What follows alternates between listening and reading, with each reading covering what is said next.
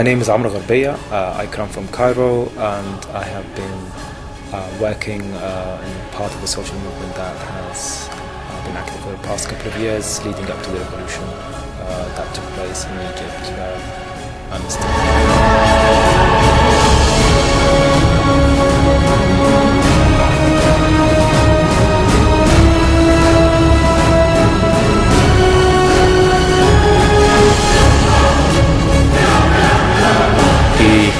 The most probable outcomes in the near future. We could end up again ruled by a military regime like the one we are just trying to get ourselves from, and this is the current situation unless there is a massive movement to push the army to challenge the absolute authority of the army that's effectively ruling the country in a coup.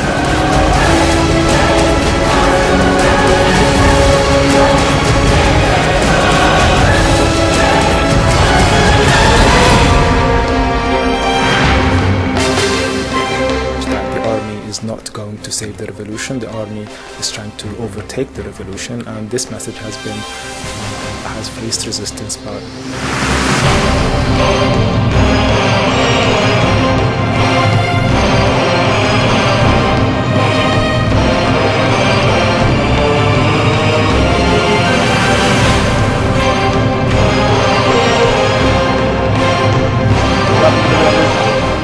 in Washington. When people in Madison, Wisconsin marched against what they thought was draconian legislation instituted by the governor in the Republican-controlled state assembly, many of the signs said, Cairo, Madison. And many people said they were inspired by the struggle of the people of Egypt, and there was a connection felt between many Americans and what happened in Egypt. And even though much of the media seems to have moved on from the Egyptian story, in fact, the struggle there has just simply moved into a new phase. Now joining us from Cairo to talk about the current stage of the struggle in Egypt is غربية. Amr is a technologist and also an activist and was involved in many aspects of the rebellion. Thanks for joining us, Amr.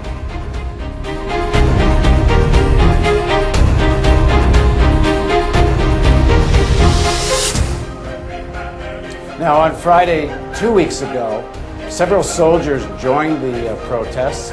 At least one was killed. I'm not sure if it was two, and it seemed very significant. They gave very powerful speeches about the need to hold Mubarak accountable, and the soldiers themselves were calling for a civilian government that only one person would represent the military. Talk about the significance of this, and how widespread does this represent, do you think, amongst the army? Well, the army is obviously not an immediate part of what's been happening, of the revolution. It has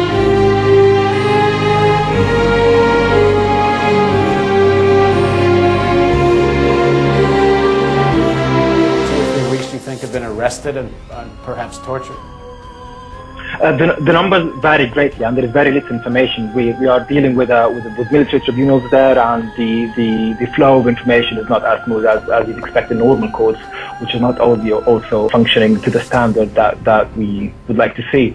But generally, since the beginning of the event, since the beginning of the revolution in January, there is an estimation of thousands, so anything from a couple of thousand to 6,000 or 7,000 people have been referred to military tribunals and are now serving time in military prisons or actually civilian prisons. So there could be as many as 6,000 or 7,000 people in prison as a result of protesting? Protest or in other cases. The message, however, is that these are civilians who are tried by military courts, which is against the law, while at the same time the heads of the previous regime are being referred to civilian courts, and the least you can say about military tribunals is that they are unfair.